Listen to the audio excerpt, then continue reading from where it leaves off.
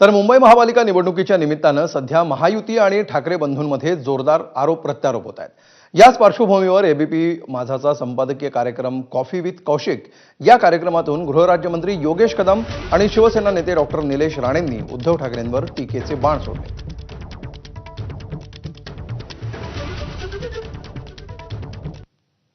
आता पक्ष सोडणार आहेत, धनुष्यबाण चिन्ह यांच्याकडून परत जाणार आहे, मग हे कमळवते आता निवडणूक लढवतील, हे का ते सांगत राहिले? कारण त्यांना माहिती होतं की त्यांच्याशी असली इमोशनल अटॅचमेंट जर का तुटली आणि जर का ह्यांच्यासोबत सगळे जोडले गेले, मग आमच्यासोबत परत कोणी येणार नाही। जसं कालांतराने क्लिअर होत गेलं, अरे हे तर भाजपत जाणारच नाही, हे शिवसेनेमध्येच आहेत, त्यानंतर आमची ताकद वाढली। म्हणजे सुरुवातीला म्हटलं ना, 2.5 वर्षापूर्वी शिंदेसाहेबांच्या मुख्यमंत्रीच्या काळामध्ये सुरुवातीला हा नक्कीच विषय होता, पण तो नंतर टिकला नाही, कारण त्यांचा अजेंडा टिकला नाही। लोकांना चित्र स्पष्ट झालं की नाही, ह्यांची भूमिका ही योग्य आहे आणि हे शिवसेना म्हणूनच हे आहेत, हे भाजप सोबत जरी सत्तेमध्ये आम्ही गेलेलो असलो तरी सुद्धा भाजपमध्ये विलीन होणार नाही। जे ब्रिटिशर बांधून गेले ते कॉजवे तुम्हाला ब्रॉड करता आले नाहीत, मग समुद्रामध्ये परत पाणी जाण्यासाठी तुम्ही काय सोय केली मुंबईची?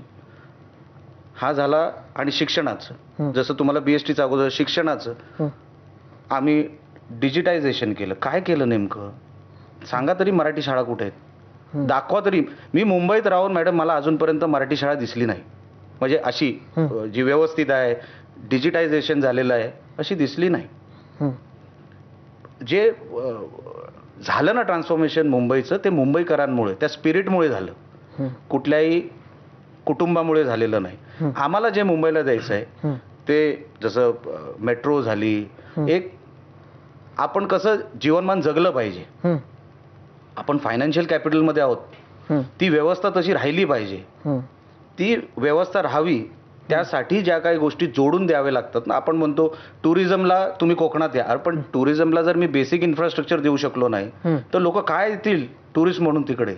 तसंच मुंबईचं आहे, फायनान्शियल कॅपिटल जर आपण आहोत तर मुंबईला तसं बेसिक इन्फ्रास्ट्रक्चर दिलं पाहिजे। हे सत्ते देतात तर हा प्रोजेक्ट थांबव, ते थांबव, मेट्रो येऊ देऊ नको, मग कांजूरला घेऊन जा, मग कारशेड एकीकडे घेऊन जा, काय चाललंय? ह्यांचा 2.5 वर्षाचा कार्यकाळ, हे सत्तेमध्ये येतात ना मॅडम, हे भांडखोर होतात। खरं विरोधक भांडखोर पाहिजे ना, हे सत्तेमध्ये आल्यावर सर्वात जास्त भांडतात। आज पण SRA मध्ये सर्वात जास्त मराठी माणूस इथे अडकलाय। BDT चाळीत आम्ही परवा गेलो, 630 कुटुंब आहेत काहीतरी, त्या 630 कुटुंबाला तुम्ही न्याय देऊ शकलात नाही। असे अनेक कुटुंब आहेत मराठी माणसाचे, सगळे मराठी आहेत तिकडे।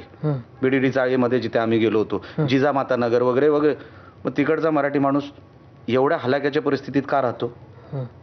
तुम्ही त्याला तिथेच ठेवला। तुमचे मातोश्री 1-2 झाले, कृष्णकुंज झाले, चला ठीक आहे, तुम्हाला ते तेवढं तुमचं डेव्हलपमेंट झालं, तेवढं तुम्ही स्वतःला पुढे नेलं, तसं मराठी माणसाला पण पुढे न्यायला पाहिजे होतं ना। मराठी माणूस गेला, फेकला गेला कुठल्या कुठे, आणि हे पुढे गेले। हा जो दुटप्पीपणा आहे ना, हा आता लोकांना, मराठी माणसाला कळलेला आहे। हे सगळं होत असताना झोपडपट्ट्या का वाढल्या? 43% झोपडपट्ट्या आहेत मुंबईमध्ये।